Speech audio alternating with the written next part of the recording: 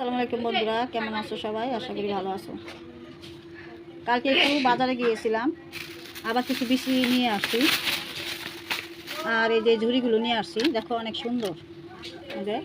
এর ভিতরে আমি যত শাক আছে, শাক জাতীয় যে সবজিগুলো, সেগুলো আমি রোপণ করবো। যে এই যে দেখো, এগুলো 40 টাকা করে নিছে। তো ওনার কাছে আর ছিল না, আমি দুদিন পরে আবার যাবো, ওনাকে বইলে আসি যে আমার আরও কিছু লাগবে ঝুড়ি। তো যেই কয়টা ছিল ওই কয়টা আমি নিয়ে আসছি। তো এই যে দেখো, প্রত্যেকটা ক্যারেটগুলো অনেক সুন্দর ফলের। এগুলোর ভিতরে ওনারা ফল আনে, তো আমি সেই ফলের দোকান থেকে বাজারে যেয়ে তারপর নিয়ে আসছি। তো এর ভিতরে 4টা নিয়ে আসছি বেড। তো এর ভিতরে আমি বীজ রোপণ করবো। আর তোমরা এই সময় যে যে বীজগুলো রোপণ করে নিবে, সেগুলো আমার এই ভিডিও দেখলে বুঝতে পারবা। তো এর ভিতরে আমি শুধু শাক বুনবো। দেখো 4টা বেড,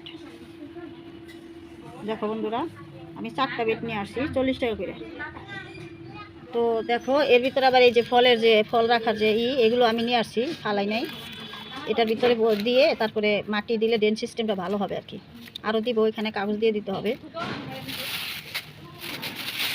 তো কিছুদিন আগে আমি যে মাটিগুলো রেডি করছিলাম অলরেডি, এগুলো তো রেডি করে রেখেই দিছি।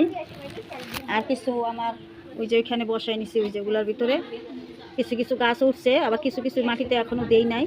তো আসলে যে কোনো মাটি যদি আমরা বসাই, সেই মাটি বেডে যখন বসিয়ে নেই, মাটিগুলো রেখে দেই, তো সেই মাটিগুলো বসানোর 3 থেকে 4 দিন পরে আবার বীজ বসাতে হয় বা গাছ লাগালে ভালো হয়।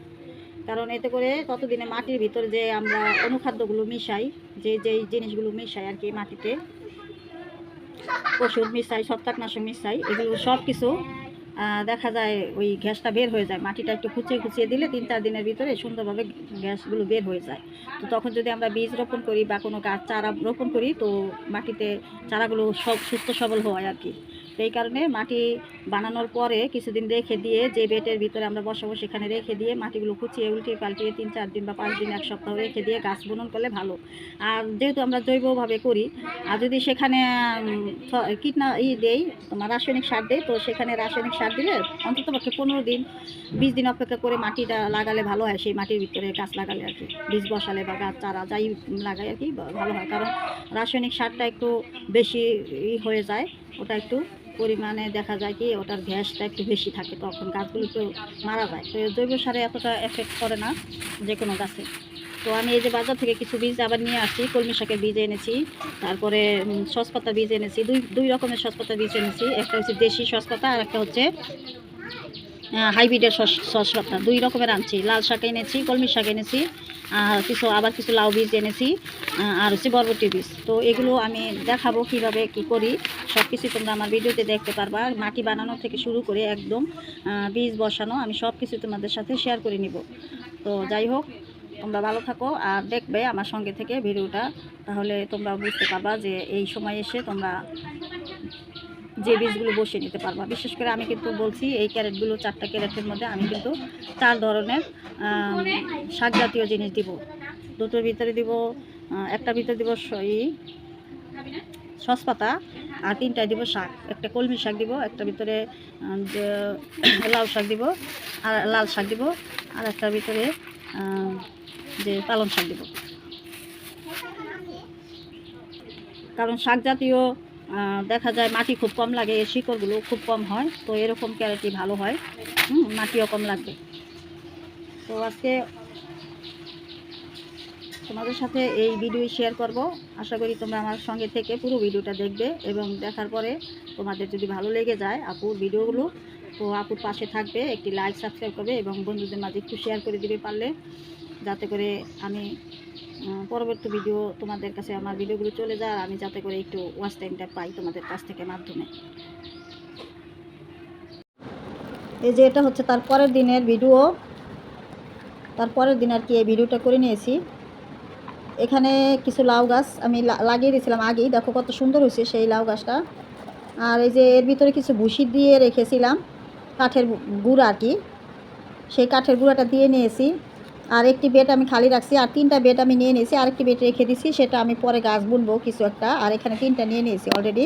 তো 3টার ভিতরে আমি কিছু সসপাতা, পালং শাক আর কিছু কলমি শাকের বিচি এখানে লাগিয়ে দিব। তো দেখো এখানে কিভাবে বেডগুলো রেডি করছি। এই যে কাগজ দিয়ে নিয়েছি নিচে কিছু, এই যে আর কিছু চালের বস্তা কেটে ভালো করে দিয়েছি, আর কাঠের ভুসিগুলো সুন্দর করে দিয়ে রাখছি এখানে।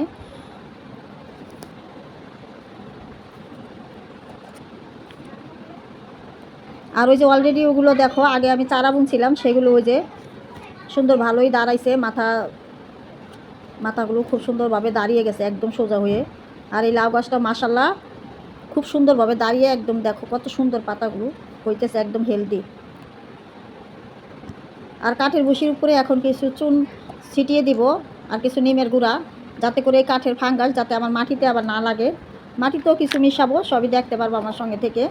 আর অলরেডি এর আগে পরে তো আমি কতই মাটি বানিয়ে এইভাবে করি বেড বানাইছি, সেটা তোমাদের কাছে দিছি, তোমরা জানো। আসলে আমি বরাবর এইভাবে করি, গাছ রোপণ করি, বীজগুলো বসাই, যে কোনো গাছও বসাই, তবে বীজের জন্য একটু মাটিটা ঝুরঝুরা হইলে আর কি ভালো হয়। আর এই বৃষ্টির মধ্যে তো মাটি কোনোভাবেই রাখতেই পারি না। আর এই যে মাটিটা এখন যে নিয়ে নিচ্ছি, এই মাটিটার সাথে আমার পুরনো গোবর মাটি মিশানোই আছে। সবসময় আমি বলি আমি বস্তাবন্দি করে শুকনো গোবর মাটি রাইখা দিই একসাথে করেই। আর এই যে এখন আমি কিছু জৈব সার আর কিছু নিজের হাতে বানানো পাতা পচা সার এগুলো দিব। আর এর সাথে কিছু ওই দানাদার ওষুধ দিতেছি, যাতে পিঁপড়ে না লাগে, কোনোভাবেই বিচির ভিতরে না আসে। কিছু এপসম সল্ট, কিছু বোরন, এইগুলো দিয়েই আমি মাটিটা সুন্দর করে বানিয়ে তারপর বেডগুলোর ভিতরে দিয়ে নিব আর কি, যাতে করে কোনো রকমের ছত্রাক কাঠের ভুসা থেকেও না লাগে, আর কোনোভাবে যাতে করে আমার বাইরে পিঁপড়ে বিচিগুলোর ভিতরে না আসে। তারপরে সবগুলো একসাথে করে মিশিয়ে এবার বেডের ভিতরে সুন্দর করে আমি দিয়ে দিব। একে একে করে সবগুলো বেডের ভিতরে সুন্দর করে মাটি ছড়িয়ে দিই।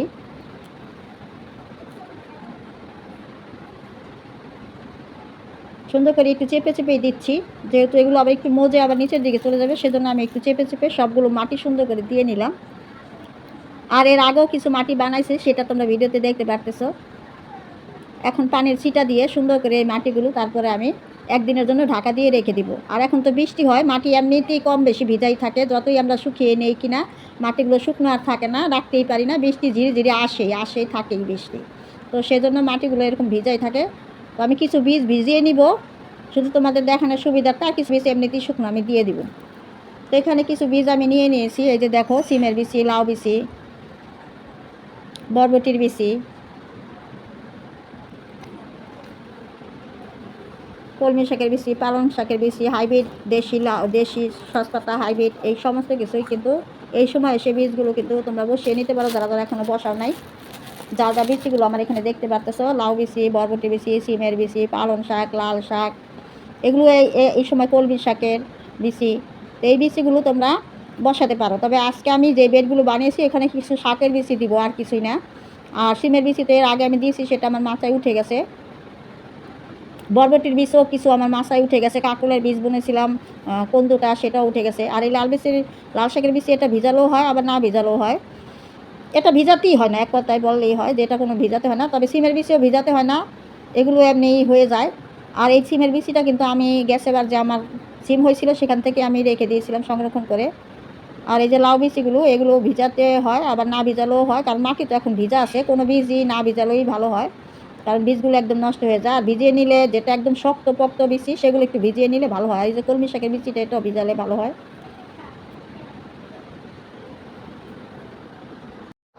লাউ বিচিগুলো হয় কি মানে অনেক শক্ত থাকে, তো এই কারণে মাটিও যদি শুকনো থাকে তো একটু বীজ জার্মিনেশন হইতে আর কি সময় লাগে, তো এগুলো একটু ভিজিয়ে নিলে ভালো হয় অনেক সময়। তো এখন তো বৃষ্টির দিন, মাটিগুলো একদম ক্যাতক্যাতা থাকে, কোনোভাবে মাটি শুকিয়ে রাখা যায় না, শুকনো মাটি দিলেও সেটাও ভিজে যায়। তো এই কারণে কিছু বীজ আমি অলরেডি এই যে কলমি শাকের বীজটা দেখতে পারতেছো, এই কলমি শাকের বীজও কিন্তু আমি কিছু ভিজানো সারও ছিটিয়ে দিয়েছি এর আগে পরে, সবই দেখবে আমার ভিডিওতে, আস্তে আস্তে সবই দেখতে পাবা। আর এখন আমি কিছু ভিজিয়ে নিব আর কি। তো এই ভিজানোটার উদ্দেশ্য হচ্ছে তোমাদের একটু বোঝালাম যে এইসব বিচি, এই বীজগুলো মানে এই বিচিগুলো যদি সুন্দর করে একটু ভিজিয়ে নাও, জার্মিনেশনটা খুব ভালো হয় আর কি বন্ধুরা। মানে আছে না, এখন তো বৃষ্টির দিন, সেই কারণে অনেক সময় আছে বৃষ্টি চলে গেলে সবসময় তো আর এরকম সিজন থাকে না। এবার যে এত বৃষ্টি হইতেছে কি বলবো আর তোমাদের, কত বীজ যে এই পর্যন্ত ফেলেছি, গাছগুলো সুন্দর উঠছে কিন্তু দেখা গেছে যে তেমন একটা ভালো হইতেছে না, বৃষ্টির কারণে গাছগুলো ওঠা উঠে আর তখনই বৃষ্টিগুলো নামে আর হেলে ডলে যায়। তো এখানে আমি এই যে কিছু বীজ তোমাদের দেখাচ্ছি। দেখো এই যে পালং শাকের বীজটা, এটা কিন্তু সুন্দর করে তুমি যদি 10-12 ঘন্টা ভিজিয়ে নাও ভালো জার্মিনেশন হবে আর কি মাটিতে দিয়ে দিলে। আর এই যে কলমি শাকের বীজ, সেটাও একটু ভিজিয়ে নিলে ভালো হয়, গাছগুলো খুব সুন্দরভাবে উঠে। তবে আমি একটা জিনিস এবার দেখছি, আমি কিছু বীজ শুকনো ফেলেছি, সেগুলো এমন বৃষ্টি হয়েছে যে সেই বৃষ্টিতে এমনিতেই জার্মিনেশন হয়ে গেছে মাটিতে থেকে। আর এই যে হাইব্রিডের যে ধনিয়া পাতা বীজটা দেখতে পাচ্ছ, এটা আমি একটা কাপের ভিতরে ভিজিয়ে রেখেছি। তো ওই যে মাটিটা যে বানিয়ে রেখেছি, কিছু দেশি সচপাতাও আনছি আর কিছু হাইব্রিডের। তো ওই যে মাটিটা যে আমি বানিয়ে রেখে দিয়েছি, সেটা দিন আর বীজগুলো আমি ভিজাতে পারি নাই,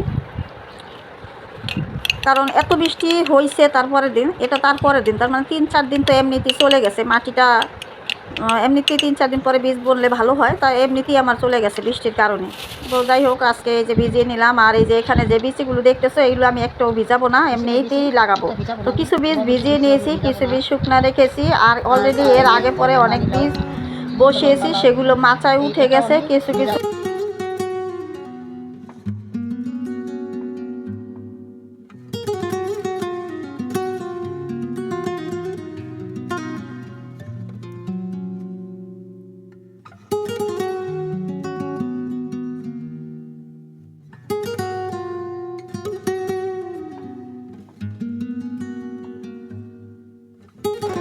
তো দেখো, সারা রাত ভিজানোর পরে বিকেলবেলা যেহেতু আমি বীজগুলো বসিয়ে নিয়েছি, এই যে ভিজিয়ে নিয়েছি, এই যে এখন আমি বসিয়ে দেবো এই মাটিটার ভিতরে। দেখো একটু বৃষ্টি হয়ে মাটিটা কিন্তু আমি ঢেকে রেখেছিলাম, তারপরও দেখো মেঘে একটু হলেও কিন্তু পানি ধরে নিয়ে এসে মাটিটা।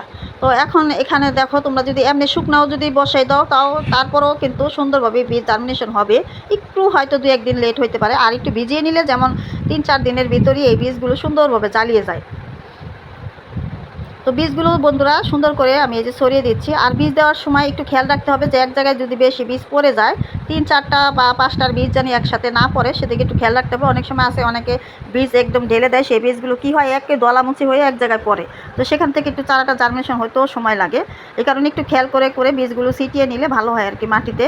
তো আমি এভাবে করে প্রতিবারই লাগাই। আর এই দেখো 3 দিনের ভিতরে লাউ গাছের ডোকাটা একদম নুয়ে পড়ছে। এখন এখানে একটু সাপোর্ট দিতে হবে। আর এর ভিতরেও আমি এই যে লাউয়ের 2টো বীজ বসাই দেই।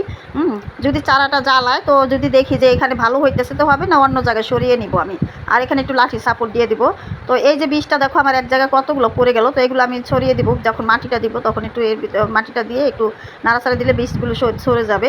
তো এই যে এর ভিতরেও আমি দিয়ে নিলাম, যেহেতু খালি আছে আমার বেডগুলো, এই যে বালতির ভিতরে যে আমি বেডগুলো বানাইছিলাম মাটি দিয়ে এর আগে, তো এখানে আমি দিব। অবশ্যই এগুলো আমি মরিচ চারার জন্য বানিয়েছিলাম। তো এখন বীজগুলো যেহেতু একটু অনেকটা বেশি হয়েছে, তো দিয়ে দিই, যেহেতু খালি আছে আর বৃষ্টিও যেহেতু থামতেছে না কোনোভাবেই, তার জন্য কিন্তু এই বীজগুলো এখন বসাই নিছি। পরে খাওয়া হয়ে গেলে এখান থেকে উঠিয়ে এখানে আবার কিছু মরিচের বীজ আমি বসাই দিব বন্ধুরা।